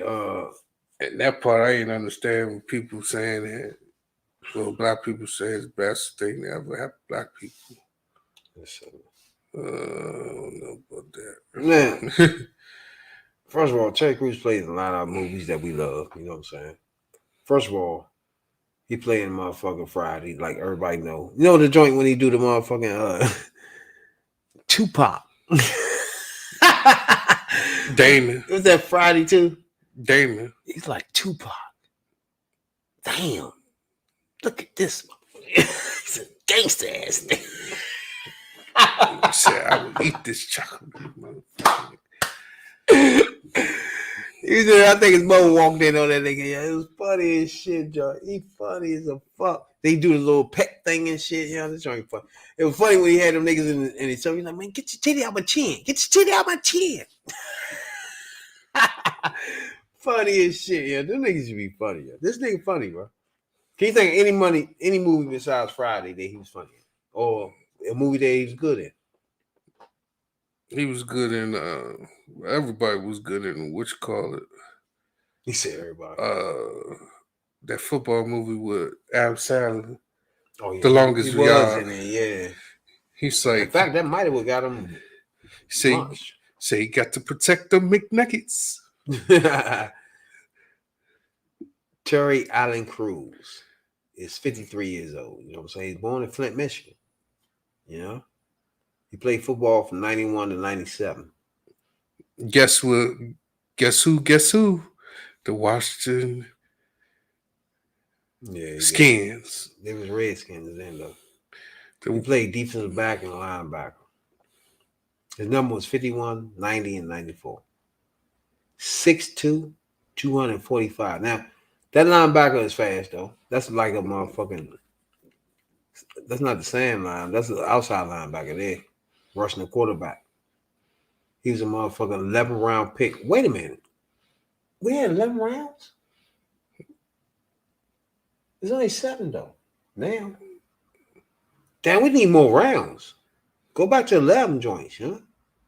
He played for Los Angeles Rams, the Packers, Chargers, Redskins, like you said, 95, Eagles in 96. And that's the end of his career. Where you get drafted from? He got drafted in motherfucking... It had to be Rams in 91. Oh, okay. He was the 281st pick. He married a Rebecca King. Oh, that was somewhere. When did the USFL fold? Well, 87, 88? Yeah, I think he played 91 and 97. Well, USFL. That's probably why I got 11 rounds. Yeah, he played NFL. Yeah. Because of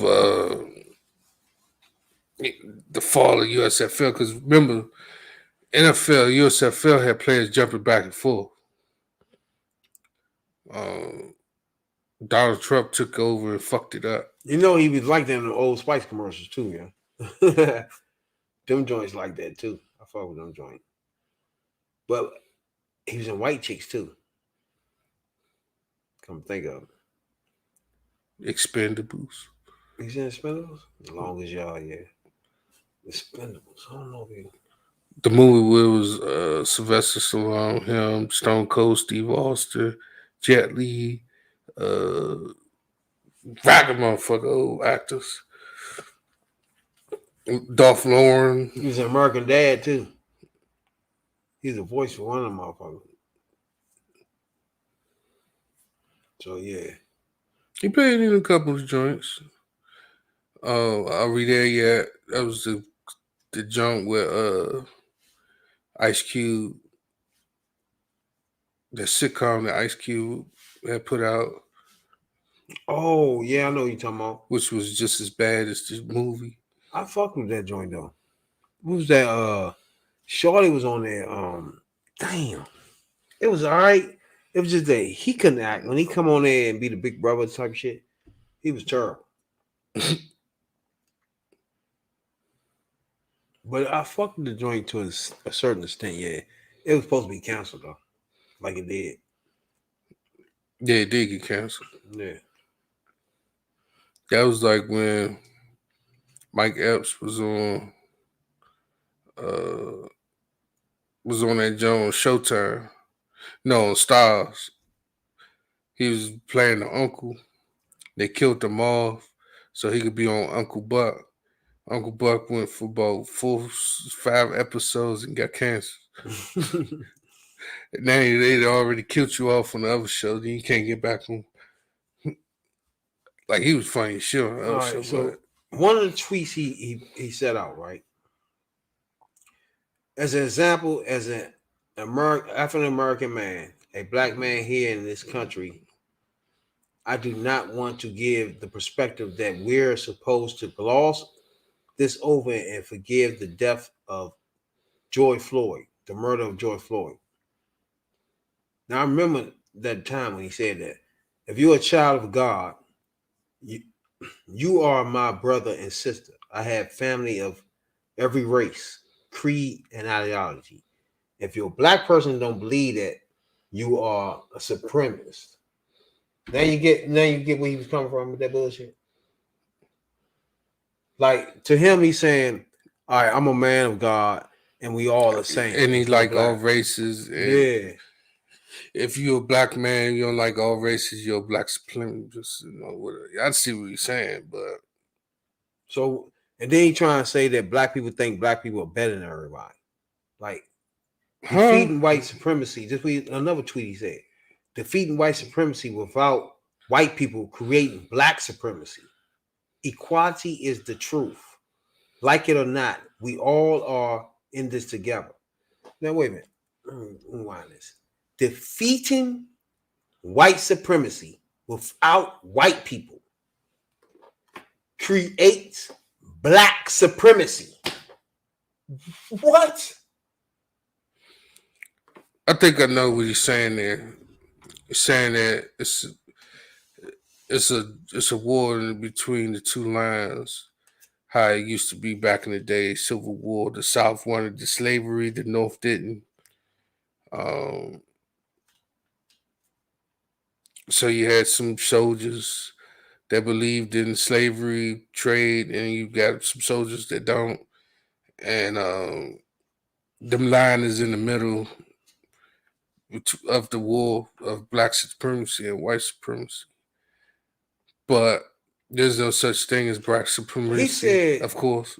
Defeating white supremacy without white people creates black supremacy. That don't make sense. All right, first of all, at first I'm thinking he talking about if white supremacy exists and you have white people that's on the black lines of pretty much helping out of, Black Lives Matter or whatever, creates their bit, their name Black Lives Matter be black supremacy. But that's not what he's saying. I don't know what he's saying when he said that. Like, I thought he made sense until I hear it again. Defeating white supremacy without white people. Now, if you defeat white supremacy and he didn't say that, of course you're going to, like I'm saying, you got two lines you have to cross. Defeat white supremacy without white people, right? Makes you a black supremacist. Like, that don't even make no fucking sense. Because white people, like, it's more white people that don't think the same as the other white people that want to have us enslaved and bigotry, right? So for you to say defeating white supremacy without a white person makes black supremacy, it sounds dumb.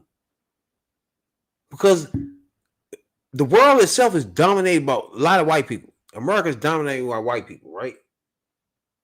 And for you to say only way we can stop people from being supremacists as white people is we need white people. If we don't have white people, then we are creating black supremacy.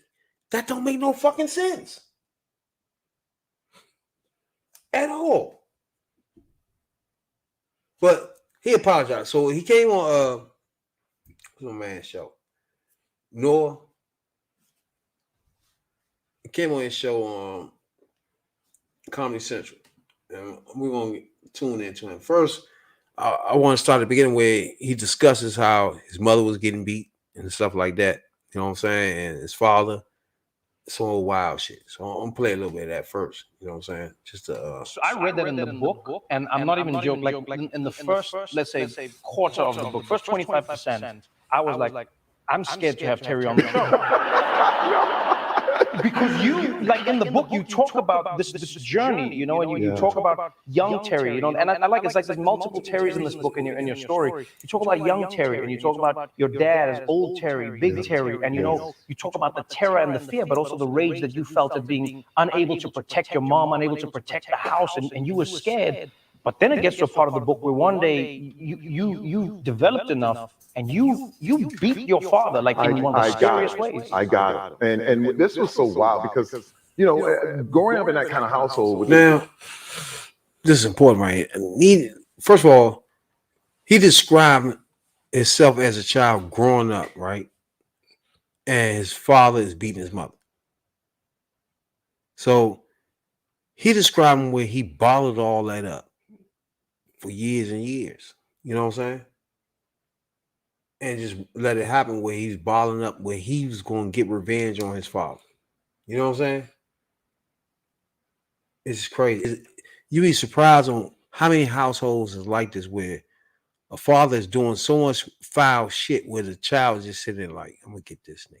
You know what I'm saying? Literally, bro. With the intense alcohol and religion and all that, I became a pleaser. I became a searcher for, I wanted approval. And I was addicted to approval. And the thing is that if I didn't get it, it was one of those things that would make me very, very, angry. But one thing that I discovered by the time I became an adult, and I said, I knew I needed to get strong because one day I would have to kill my father. That was the vision that I always had in my head because he was. You just heard what he just said, right? Mm. He knew one day he would have to kill him. God damn! Such a terror in our house. Was terrified. And one day. As a grown man, I was 30 years old, and I remember we called it Christmas from Hell, and I get a little emotional thinking about it. But I took my family home for Christmas, and he told me that he was going to behave, and I said cool because they hadn't been around, and my kids had never been raised with any domestic violence. And me and my wife go out, and he decides he's going to hit my mother in the mouth, and what was crazy, I get a call, we're on the road, we're about to go to dinner, and my mother, my aunt calls me and says, your mother just got hit in the mouth, her tooth is sideways. Man, I turned the car around, and I told her, get everybody out of the house, and just leave us alone. And I went, and I confronted him, and I said, hey man, what are you doing? You promised.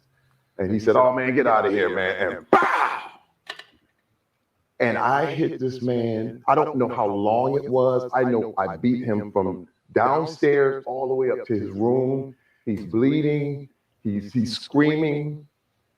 And all I could think about is this is revenge. This is what I always wanted. This is what you made us go through. This is the revenge.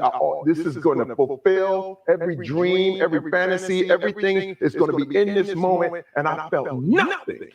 You talk about that. It's a scary moment.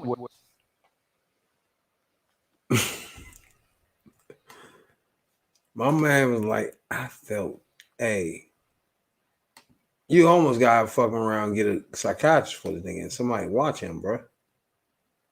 How you going to beat somebody? First of all, he was 30 years old. Like, why are you waiting till you that fucking old? You let your mother get beat all the way till you 30? You think about that for a minute, Jay. He faking like it's so depressing that his mother's getting beat, right? But he describing he didn't retaliate until he was 30. Do that make any sense? Shit, I done whooped his ass when I got old enough to whoop his ass. Is that like... There's no way you're going to sit there and just your mother get beat. Oh, now you're grown and you leave the house? But then he said they promised. That don't make any sense. He said they promised. And he broke that promise by hitting on his mother. There's no way you go all the way to 30 letting it happen. I mean, you letting your mother get beat until you 30 years old? Not 20, but 30? And you had to lift that much weight? How big is your father, bruh? Really? Like, first of all, man, I grew up in a house where my mother was taking ass whoopings, bro. You know what I'm saying? And there's no way you can go to your 30s listen to that happen or watching that happen, bro. I had the pistol with my father. I can still remember the day. I don't know. This had to be the last time he put his hands on it, though. It had to be. When I kicked the fucking door in, I had to work myself up. Like, it was funny because I was in the motherfucking room. Like, you could hear them arguing, fighting, right? And it's like, man, this is the day right here. So I kept walking in circles. You know how you work yourself up? I used to watch Rocky a lot back then. Rocky 1, 2, 3, all that shit. I had to I worked myself up, right? I was working myself like I could still hear them going. I'm like, this is it, man. This is the day. I just gotta go. I flipped the door, opened my door, and you could hear him going. It was louder then. I was like, here you go. I just kicked the door. I didn't know what was about to happen. None of that shit. I kicked that bitch in. And when I kicked it in, she was laying there. I think she was woozy as fuck, bro. I think she was really I don't know what, she ain't know what was going on. You know what I'm saying? I was like, Mom, let's go, you know. And he just walked out. You know what I'm saying? I literally think that was the last day, though. I don't remember that ever happening no more. But I was 16, bro. I'm not going to wait till I'm 30? Now, a couple years before that, I was thinking to myself, man, I'm going to get him one day. You know what I'm saying? This nigga going to stop this shit. You feel me? Right. But not all the way till I'm 30. 16 is when I just said, fuck it. I'm going to take this ass whooping. You know what I'm saying? I didn't know what was going to happen. Once I opened the door, I thought he was going to knock me the fuck out. You know what I'm saying? Like, it's just whatever's going to happen is going to happen. I know one thing. Beating her was going to stop. You feel me, dog? But for him to say, nigga, he waited till 30, like, why would you do that?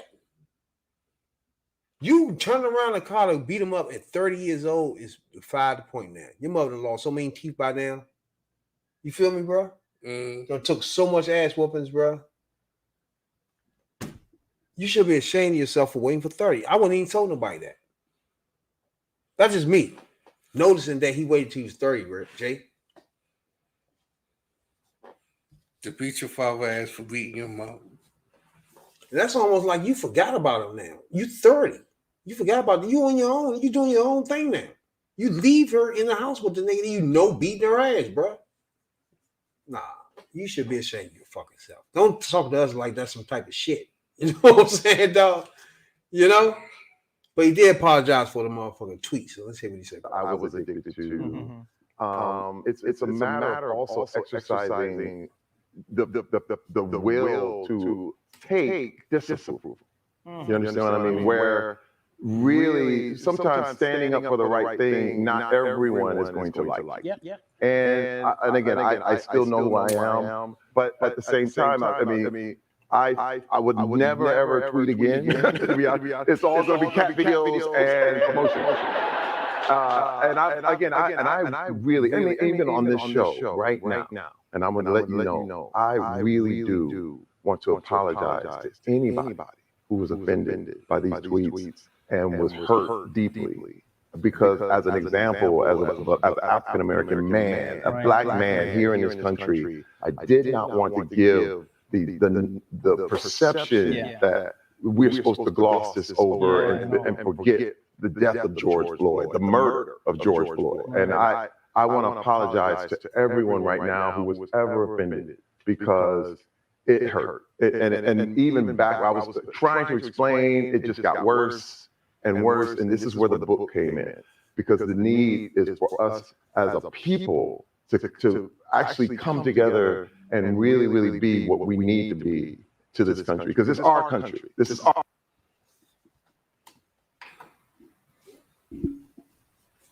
What do you think about his apology?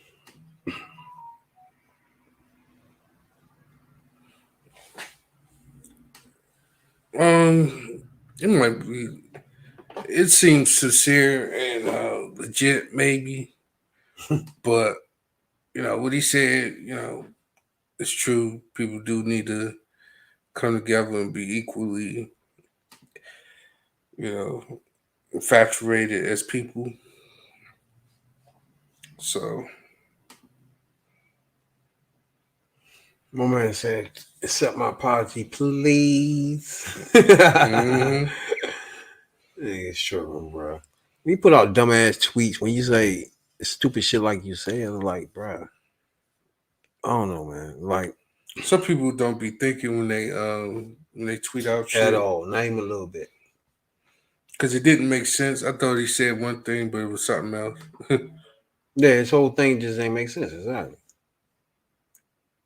That's what I was trying to say.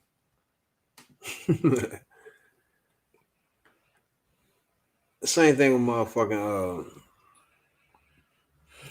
Snitch 9. You heard Snitch 9 got his head, somebody smacked him in the back of his head. Yeah, they punched him in the back of his head. They was leading club. I think he was leading a club or something. They cracked him in the back of his dome. Just now, that offer's still open, bro. You want to holler at us, bro? Slide through. Holler at your boys. You know what I'm saying, dog? Meanwhile, you getting cracked upside your motherfucking noggin. See, that's just the edge of the table. The rest of the shit, they ain't come up yet. Somebody get close enough to put one on them.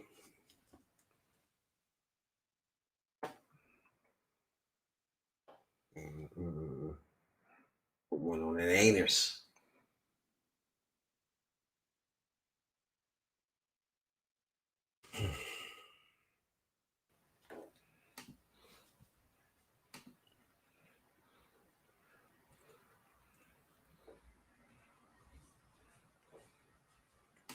Damn. Got something to say before we got here, bro?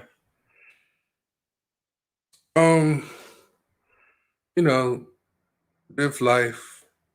Don't take it for granted. And spend time with your people.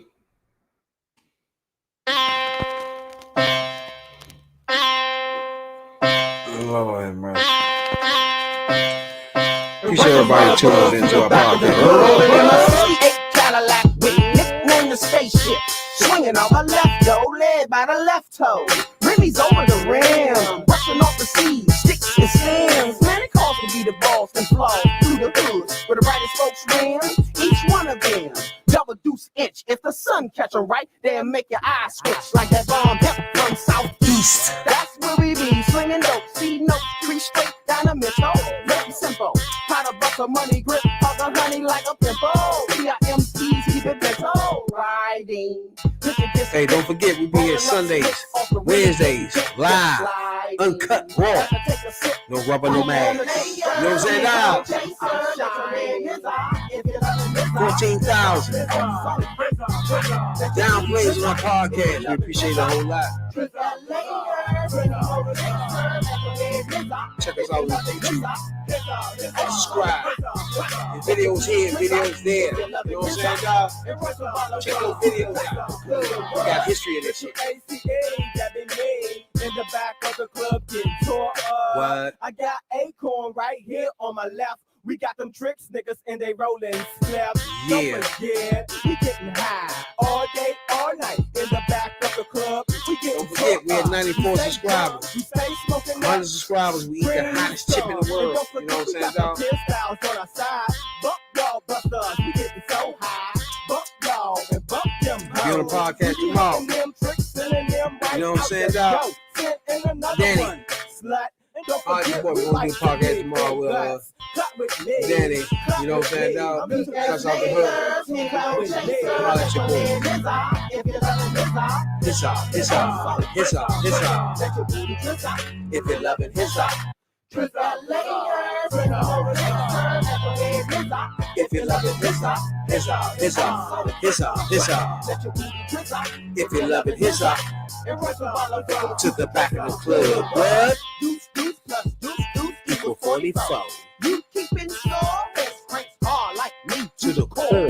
B-I-N-O. It's no relation to Lord Jones. I'm always in my weed zone. Fuck no chrome. Authentic throwbacks from the Zach. Yeah, I was born. Finished in society. Cause I roll with H-O-E's and temps behind. 100% tip. They all love to ride with me. Hatfields And McCoy's got Nathan Nobody's no fees, boys. I was born into a rivalry. With them feds, 5-0, Popo, Whatever you want to call them.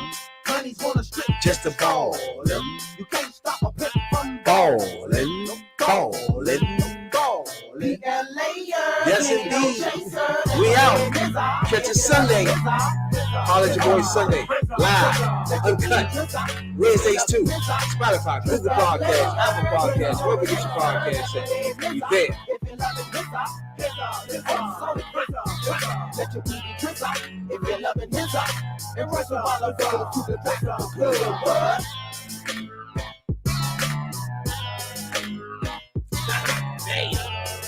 Yes, indeed.